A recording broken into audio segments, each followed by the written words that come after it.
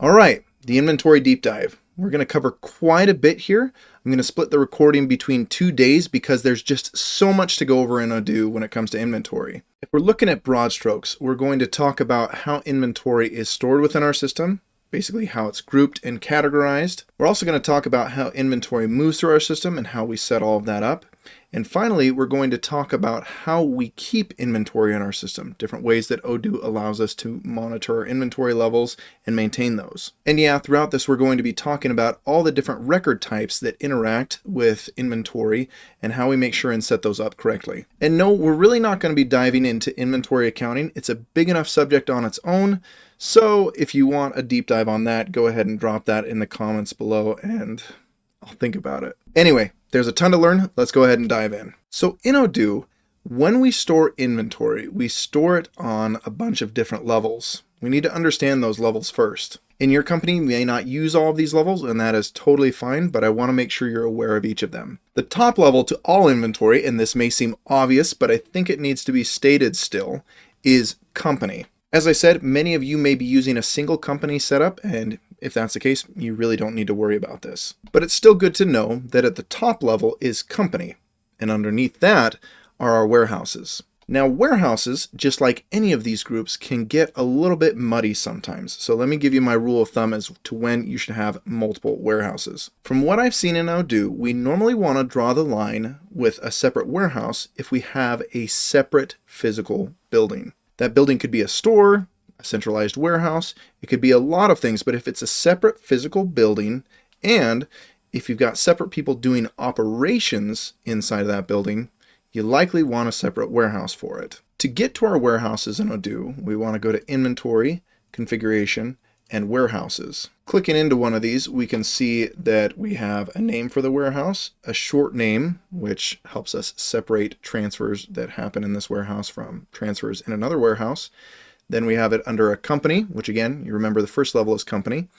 And then we have an address for this warehouse, thus helping us solidify that idea that this is a physical location. Now that felt a little bit boring, so let's go ahead and spice this up. If we go to Configuration and Settings, and we type multi, we can enable what are called multi-step routes inside of our warehouses. Go ahead and check that box and save. Coming back into our warehouses now, especially if we're in developer mode, we're going to see a lot more. The first thing we're going to see is this wonderful new tab that gives us some warehouse configuration options. We can go ahead and decide whether we want our incoming shipments to go through 1 step, 2 step, or 3 steps. We can do the same thing for outgoing shipments and manufacturing, and then we can decide what we want to do for resupply. Now we're going to spend a little bit more time on this type of stuff later on in the video, but essentially this allows us to say, okay, do we want one to-do item, basically, for receiving and storing items? So that means when items come in to our warehouse, do we want to have basically,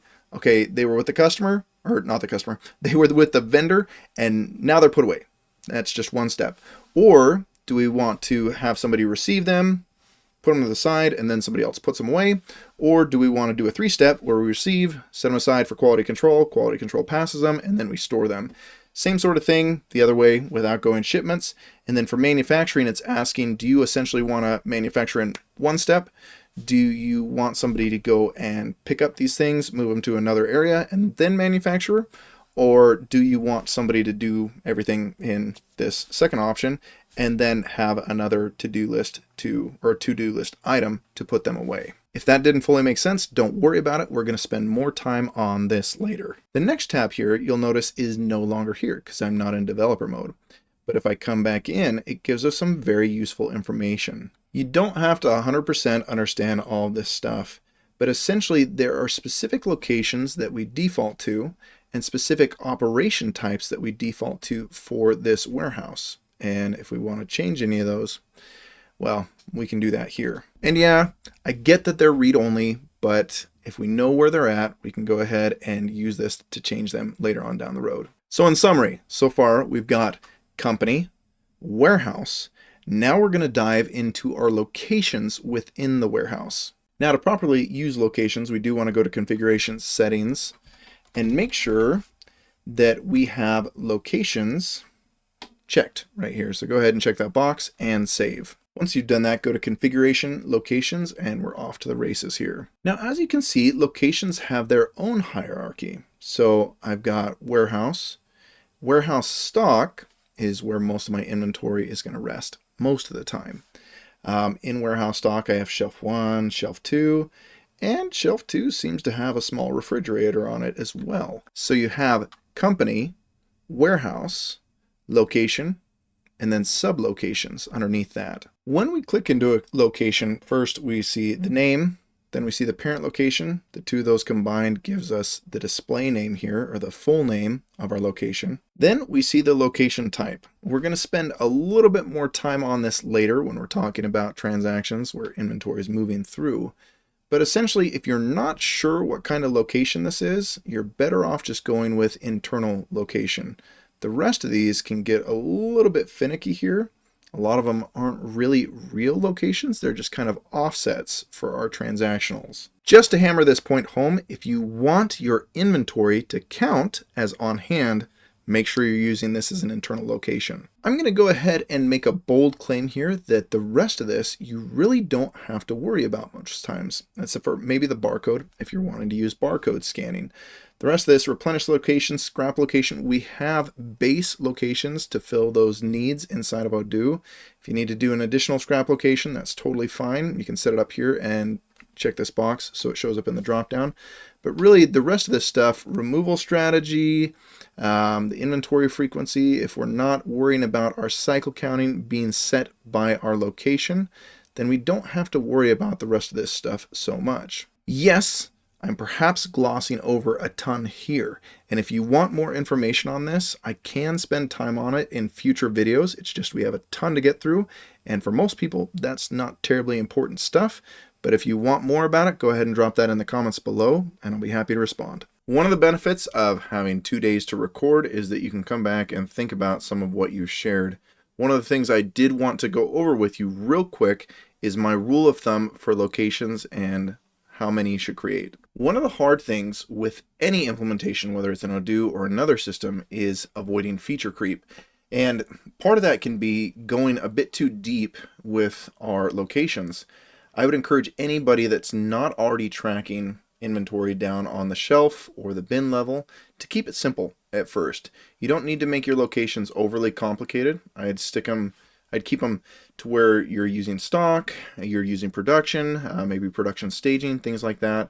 But if you aren't already using shelves, wait to do that till you get comfortable in the system. You can always add it later. So the final level below locations is going to be our lots or serial numbers. So for a lot of companies, quality control is pretty critical, and for that we need traceability. Lots and serial numbers provide us a nice level of traceability. It allows us to see, okay, when we send a product out to the customer, did it come from this manufacturing order, or did we buy it from a company and it came in on this purchase order? It allows us to work our way back through and see what went wrong. Now, it may sound like these are two separate things, but really they're the exact same thing. It's really just down to the group size. So a lot is a group more than one. A serial number is a group of one and only one. If we hop into a product inside of Odoo, we have this example, cable management box, which is a goods product type, meaning we keep inventory of it, and we track this by lots. So if we go on hand, we can see we've got 50 still in this CM box 0001 lot.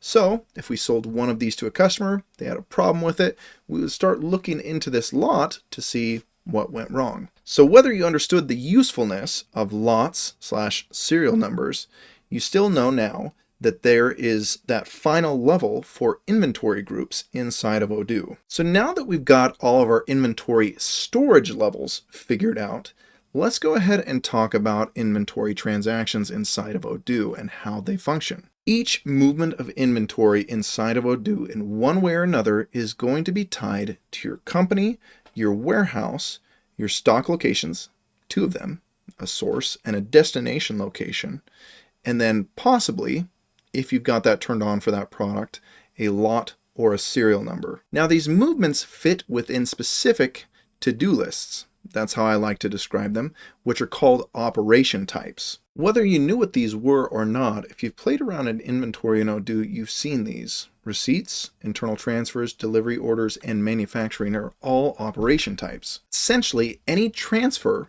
or picking, depending on where you're at in Odoo, they'll be described in different ways, but any group movement of inventory is going to be in one of these operation types. We're either going to receive it in, we're going to move it around inside of our company, we're going to deliver it, or we're going to do some manufacturing. Now, saying it like that may seem like we're restricted to these guys, and that's really not the case. In fact, you can get really creative with this. If we go to configuration and go to operation types, I can change the naming here. I can do a lot to make this a little bit different. So really what we want to do is turn these operation types into something meaningful for our people down on the floor. So if receipts isn't the way that we describe inventory coming into our system, we'll want to change that. If we're not really using internal transfers, if we want to call that something else, we can call it something else. We can even go further and start making different operations go to other places. So for a lot of situations, if we're picking things and then going and moving them into delivery orders, it's going to go into internal transfers. I don't generally like that. It doesn't feel good to me. I'll split that off and make another operation type so that I have another to-do list for my people. Anyway, when we click into any of these operation types, I'm going to see all of the transfers or pickings that are ready to be done inside of that operation type. For the most part, each transfer within an operation type is going to feel very similar.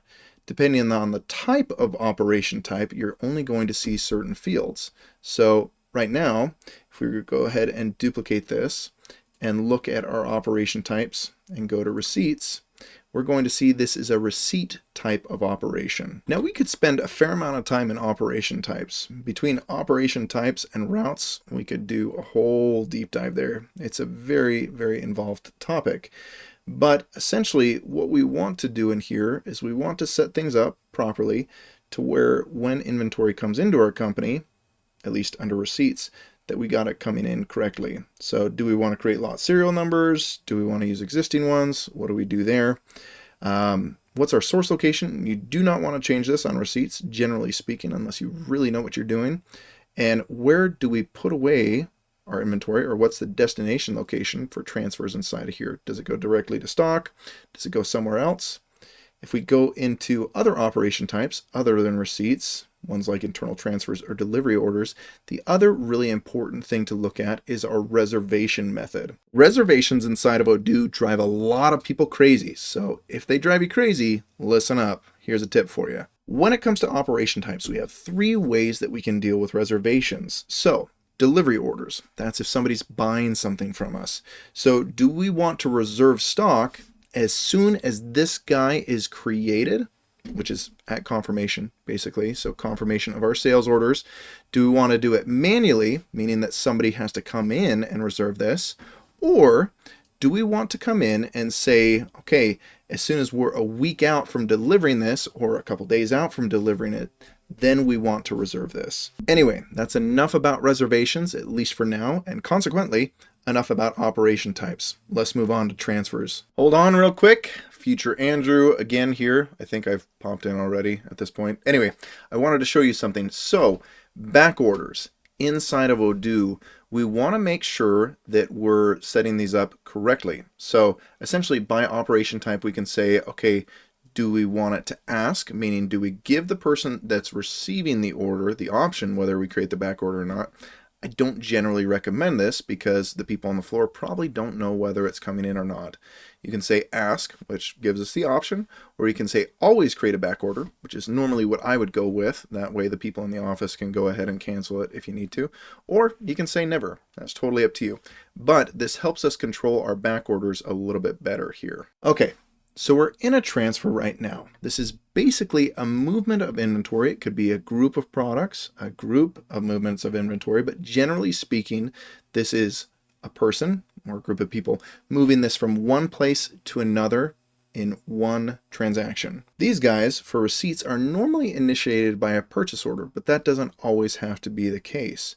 But essentially, we're going to see, for a purchase order, we should have one line in our operations that corresponds to each line on a purchase order where we're expecting to receive product. So we've got our operation type, we've got our kind of source location, destination location, but we've also got our products that we're expecting to have a part in this, products and quantity. So our operations here are essentially saying, I expect you to move 35 of this office chair from wood corner into our stock. There's actually a deeper layer than this too. So this is what we expect to happen. But what actually happened? Well, for that, we've got what are called stock move lines. And if you're in an older version of Odoo, you may see this as detailed operations in a separate tab here, which is actually how I prefer to see it, but you can't actually do that in newer versions of Odoo. At least there's not the fun little switch that you used to be able to flip on operation types to make it so you could see that. So now we've got this little button here, and this is saying, how does what we wanted to happen or what we expected to happen actually happen? So if we've got a fairly complex setup here, this may get pretty interesting. So say instead of our office chairs being tracked, well, they're not really tracked by lots or serial numbers at this point, but what if they were? Well, within this, if we didn't have 35 inside of the lot, or if even crazier, if we had these tracked by serial number, we would have several lines here. In fact, if we had serial numbers, we'd have 35 lines here, each with a serial number, and saying, you need to put each of these serial numbers into your order. And that's how we're going to satisfy this demand of 35. Because I could feel you just not trusting me, I put together an example to show you this. So I whipped up this beautiful purchase order for Andrew's cereal product, which we track by serial number. We're buying it from Andrew Test, and I've already confirmed this. We can click this nice little smart button to get into the transfers related to this. This is the same as if we came over here, went into our receipts, went to receive, and you can see that we've got this new purchase order right here. It's just limited down to what's related to this purchase order. Anyway, we can look at this, and we click the little button right here. And I've got 1, 2, 3, and go ahead and count them if you want to. I'm going to look at the sum. We've got 10 lines here where I need to provide a lot serial number for any of these Andrew's cereal product that are coming in so that we can receive them properly. And essentially the same thing would happen on the delivery side. So hopefully you trust me now. Again, was thinking about some things last night. I want to show you a couple things to help make the picture complete. At least it helps me to see it a little bit better. Okay. I'm going to try and frame this in a different way. So we know we have transfers, then we have our operations, which are stock moves, and then we have what used to be described, and probably are still described, as our detailed operations, which are our stock move lines. This is how the stock move actually happens. It's how we actually got it to work out. Now we can see both our stock moves, so our operations, and our detailed operations in bulk in a couple places.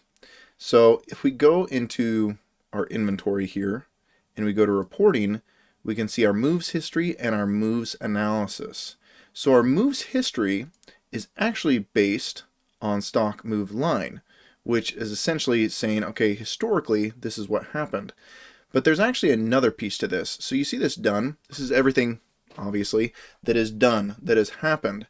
But if we take this off, anything here that's not set as done, so if we group by status here, anything that's not set as done and is showing as available or partially available, these are actually our reservations in the system, which is kind of an interesting thing to be able to see, to be able to say, okay, Andrew's cereal product has these reservations right here. It hasn't happened yet, but the system expects this to be the way that we make this happen. We can also come into our moves analysis, and this is actually based on our stock moves here.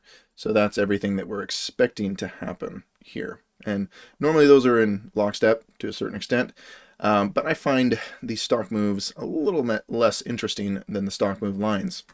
Let's take this one step further real quick.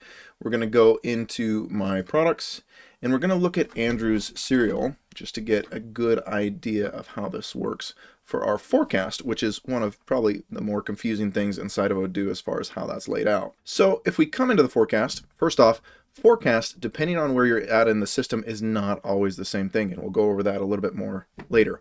But if we go into forecasted units, you can see right here, okay, I've got this purchase order 13 that's coming in for 10 units. Let's make this a little bit more interesting real quick. Okay, now this is a bit more interesting. So what this allows us to see, this table down here, it allows us to see our current position as far as forecast. So total, we're expecting to have 2 units of these left. Now I've got 2 sales orders that are pulling stock, okay? So sales order 25, we can see it needs 5 of these, okay? The 4 and the 1. The first 4 are going to come from my stock, and they're going out with warehouse out 0026. Don't like that they changed this. I wish they'd switch it back to showing as in stock rather than, bleeding things over like this. I don't love that. But essentially we're saying the next one, or the remaining one that we need for sales order 25, is coming from purchase order 13, items that we haven't received yet, okay? Then I've got sales order 26 that needs 3 of these, and that's also going to pull from purchase order 13. Then we have a remaining 2 from purchase order 13 that are going to go into stock. They haven't been reserved or, well, they haven't been asked for by anything else, so we're going to end up with 2 in inventory.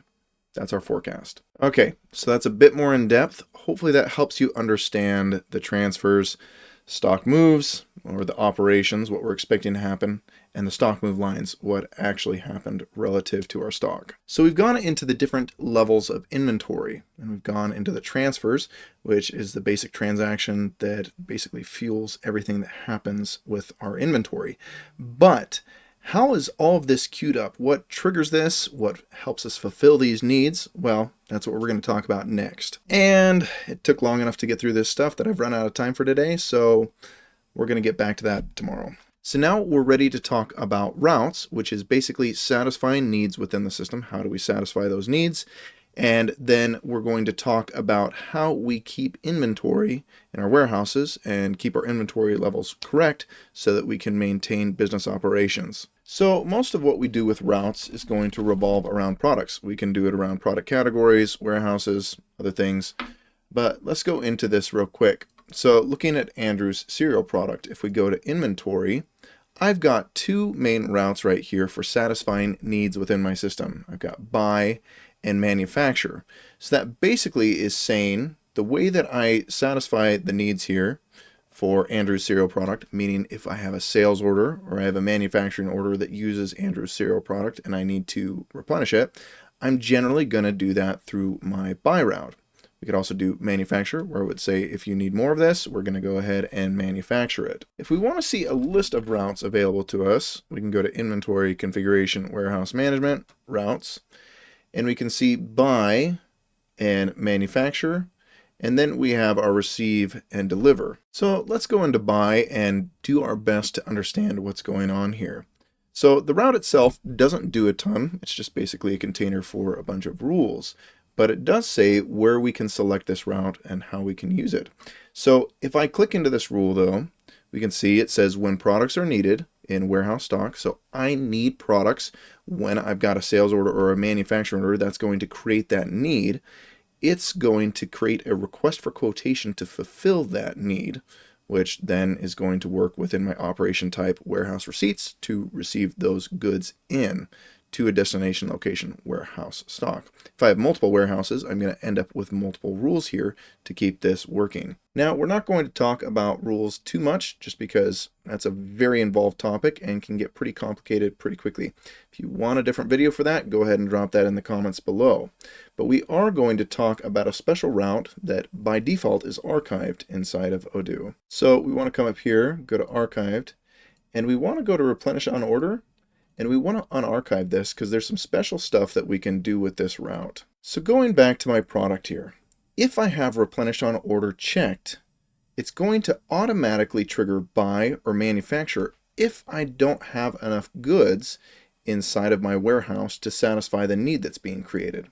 So what that means is for Andrew's cereal product, if I don't keep any in my warehouse, as soon as I have a sales order that gets confirmed that has Andrew's cereal product, it's going to create a purchase order, because I've got buy right here, to fulfill that need. Let's go into a sales order and look at this in action. So if I go to Andrew test, I've still got one of my Andrews cereal product in stock. So let's go ahead and do that.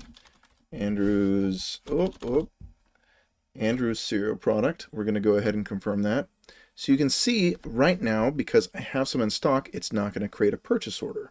But let's create another sales order real quick. So let's do another sales order real quick. Okay, we're going to add a product, Andrews cereal product. Okay, we're going to have just one. Go ahead and confirm. And you can see a related purchase order has been created for the amount that we need here. So the same thing is true when it comes to manufacturing orders. It'll create a manufacturing order for me. The important thing to know as well is if we have components that are underneath that manufacturing order that are on MTO, it's going to create purchase orders for those if we need to get those in stock. So this can be an extremely useful route for us. Again, this route doesn't function on its own. You need to have it combined with buy or manufacturer. So you need MTO and buy, or MTO and manufacturer, or MTO and another route of your choosing there. So now it's time to talk about keeping inventory on our shelves. MTO helps us with that, but not everybody's going to function that way, so we need some other tools to work with. Now you may have heard of reordering rules, and yes, we are going to talk about those, but there's actually a step before that that we can use if you're not completely comfortable with reordering rules. So we want to go to inventory, and we want to go to operations, and we want to go to replenishment. Maybe in a little bit different spot depending on which version of Odoo you're in. But essentially, this brings up what are manual reordering rules. So it says if the forecast is below 0, I'm going to go ahead and create this because I want you to be aware of it. We need to get this stuff in stock. And just in case you're doubting me, yes, these are manual reordering rules. That's exactly what they are.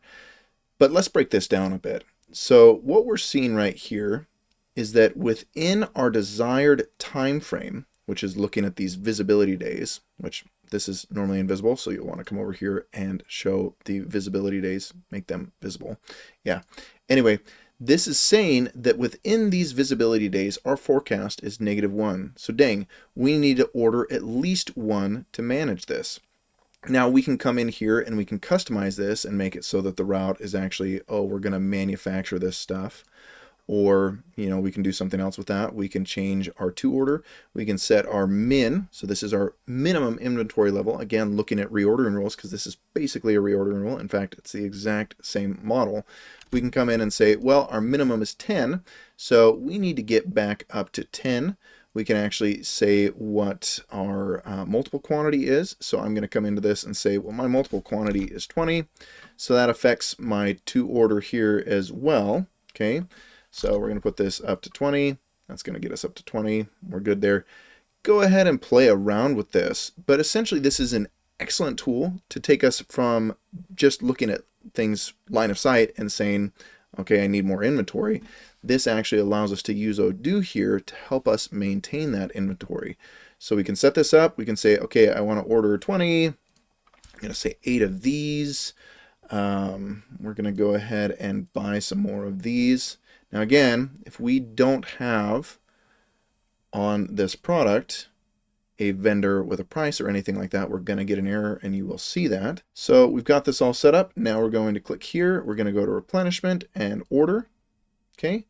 And you can see that large meeting table that I showed you. We got an error there. I'm going to bring that back up. And it says there is no vendor price to generate a purchase order off of. We'll need that. So if we come in here, we can go ahead and fix that if we wanted to, but we'll leave it unchecked for right now. Go to order, and all of these have created RFQs because we've got the buy route in place. So now let's talk about reordering rules, which are a step up from replenishment, but they're really not that far off. And again, I've said it enough, but they're on the same table. So once we get really comfortable with this, what we can start doing if we want to is we can automate this. So I can say, okay, for this guy right here, I want to buy it, so we'll set the route to buy. Remembering, of course, that we haven't set a vendor purchase price list item. That was all over the place. We're going to buy this from Andrew Test at a price of $500. Okay. We're making any money on that? Oh yeah, we're definitely making money on that. That's okay. So go ahead and save, come back. Anyway, we'll need that. And then we're going to say, okay, I want to keep a minimum of 10 of these in stock. They're a hot item right now. Got to have them. It automatically adjusts our max to at least the min here. It needs to be there. If we move our max up to 30, okay, it's going to try and get back up to the max. You can see this to order. This is actually really helpful for us looking at reordering rules and understanding how they work. I'm going to make the multiple 20.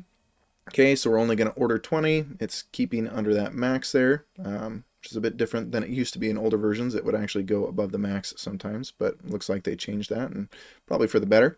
Anyway, so I can come into this and say, okay, whenever my forecast drops below 10, go ahead and order back up. We're going to use the buy route.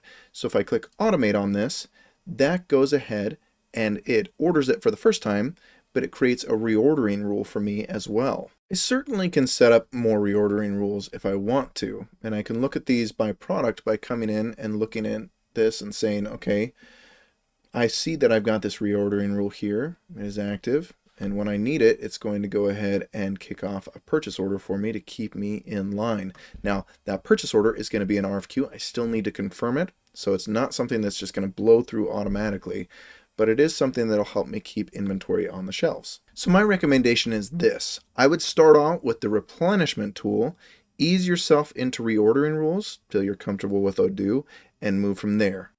Okay. One last thing we're going to do here, guys, and you have to bear with me because I'm a bit worn out on the inventory, but I want to make sure that everything fits for you. So we're going to go through a full example. No cuts, which may be a bit embarrassing for me, but we're going to go through all the way with a new product, go through and set up the routes, set up some sales orders, purchase orders, go through replenishment, make sure all of that works, just so you can see every bit of this. All right, here we go. So we're going to go to inventory products. We've got a new product we're going to sell, and it's going to be Andrew's Fantastic No Really example. Okay, so product type is going to be goods. Okay, we want to track inventory not just by quantity, but we're going to do it by unique serial number as well. Okay. We're going to go ahead and save that, and we're going to kick this off now. Obviously, some of you would be like, oh, you forgot some stuff. Yes, I did, but I want to trip into that naturally. So we've got our product right here. Okay, our salespeople are just so excited about this. So we're going to go through and actually, more than anything else, let's make sure, yeah, inventory, buy, we're good. Okay, example's ready to go. Let's go to new. Okay, we're going to sell this to Andrew Test. Okay, we're going to add this product, and he wants to buy 2 of these. So we're going to say Andrew's Fantastic No Really example. Okay, we're buying 2 of these. I'm going to go ahead and save and confirm. Okay, so we can get to our delivery from here. That's not likely where we're going to get to it from, though.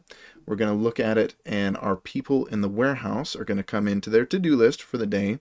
They're going to go to delivery orders, and they're going to see a new delivery order, okay, for Andrew Test, and it's for sales order 34, which looking at it right now, it is not ready, okay? So we're going to come in, looking at this, and it is waiting, and you guys probably know why, because we haven't bought any of this yet. We have none in stock. In fact, if we go back, refresh this, look at it, our forecast is -2. So who's going to catch that? Well, hopefully our purchasing manager or whoever wears that hat. They're going to come in, they're going to go to inventory, okay? They're going to go to operations, they're going to go to replenishment, and then we're going to see Andrew's Fantastic No Really example coming up. We need at least 2 of these, okay? So our purchasing manager knows this is going to be a really hot, really awesome item, so we're actually going to order 10 of these at this point, okay? We're just going to click this fun little button right here to make it easy, okay? Click order, and oh, dang it, we don't have a vendor price, okay? So we need to come into this. We need to go to purchasing, and we're going to buy this from Andrew Test Vendor, who's a new vendor that we've just started working with. We're going to create them real quick, and we're buying it for a price of, did we sell that for free? Oh, we sold it for $1 a piece. Dang, I'm not sure we can do that. We're going to go ahead and cancel that. Tell the customer, oh, so sorry, cancel. Set to quotation, send this back out to them. This is at least worth $5,000 a piece. Yeah, it's awesome. So go ahead and save that, confirm. Okay, we're going to come back to this. We're buying it for only 500 bucks. We're making just bank on this thing. This is going to be great. Okay, so now we can go back to replenishment. We've fixed this up. We're going to go ahead and click order. Okay, purchase order 18 has been created. Now, something that I failed to go over originally is if we go into this purchase order, okay, we've got this, and we've got our Andrew test vendor inside of our RFQs here, actually. So Andrew test vendor, okay, we're buying 10 of these at 500 a piece. That's great, but wait a second. So we actually have a ton of other customers that come in, but we're just going to have one right now. Comes in and says, and this is Andrew test, man, he's just obsessed with this stuff. We're going to do Andrew test, or Andrew's fantastic, no, really example. And we're going to say real quick, sorry, I had to check that we were recording. I'm all the way through this already. So he wants to buy 20 of these. Holy smokes, he loves these. He's going to go ahead and confirm it. Okay, so our purchasing manager comes back in. Maybe it's the next day. They come in and we need to go back in to refresh this. So we're going to go to inventory. We're going to go to operations, replenishment. Okay, and look, oh dang, so our forecast now is -12 because we've sold a bunch of these and we need to order a bunch. So we're going to add another 20 to this order and go ahead and click order. Now you'll notice it did not create a new purchase order. That's because we haven't confirmed this purchase order for our vendor yet, so it's just going to keep adding to it. Okay, it's not going to change that up. So now we're buying 30 of these on one purchase order. So let's go ahead and confirm this order. Super happy about this. Now we can come in and our warehouse people are actually going to have something to do relative to this. So we're going to come into receipts. It's purchase order 18. That makes it nice and easy for us to find it. Okay, we come in and it came in. Yeah, it came in. But when I come in to validate this, it looks like the vendor only sent us, well, we're going to say, let's say 12 of these. So 1, 2, 3, 4, 5, 6, 7. This is the boring part of the demo, sorry. 9, 10. Okay, go ahead and save that. And we're going to say this is 11 and 12. They only sent us 12 of these. Now, we're going to go ahead and go to validate this, okay? And it's saying I need to supply a lot serial number. Actually, I don't have these, so we're going to remove these real quick. Come on, just do it. Okay, go ahead and save that. Go to validate. Okay, it's asking me for a back order. I'm the warehouse manager. I don't want them asking this question of my people. So what we're going to do is actually discard this. Don't do it just yet. We're going to call somebody up at the office because I don't necessarily have the rights to do this. We're going to go into receipts and we're going to say back order. Don't ask, just create a back order. So we're going to go ahead and say always, come back to this. Now when we validate, no questions asked. If I go back to my warehouse receipts, we have an additional one here for the remainder, the final 18. So all good, yeah? So now we can come back in. If I go into my inventory overview and go to delivery orders, now when I come in for my Andrew test, so this is sales order 35 and 34. So 34, I have 2 here, okay? It automatically checked for this, that's good. I'm gonna go ahead and validate this. Those 2 went out.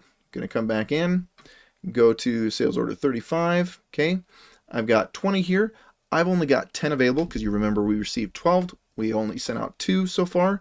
So if we want to send this out just because our customer is so excited about it, we're making a ton of money off of it and we want to keep the buzz, well, let's check availability real quick just to see if there's anything else. By the way, this is how you reserve, generally speaking, is checking availability. And you can see, as we talked about with the reservations before, it's saying, okay, we're going to pull serial number 345 all the way up through 12 to fulfill this, but we only have 10 right now. So that's our reservation number, 10 to 10.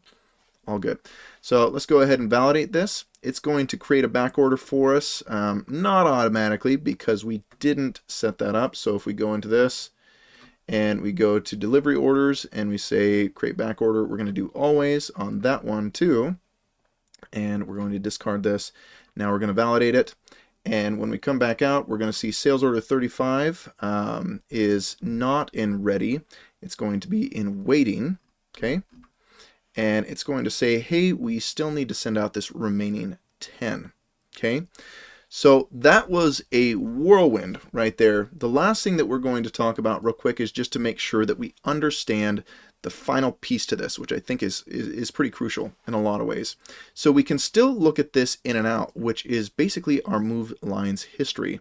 This is saying everything down to the lot serial number level, if we have it, that has happened so far, especially if we have this done filter on. Now we have no reservations at this point. Well, actually, it looks like, oh, yeah, this is on the receive side. So, yeah, I was a bit wrong there. We haven't received these just yet. So we kind of have a reservation, kind of not. On the receipt side, it doesn't really matter.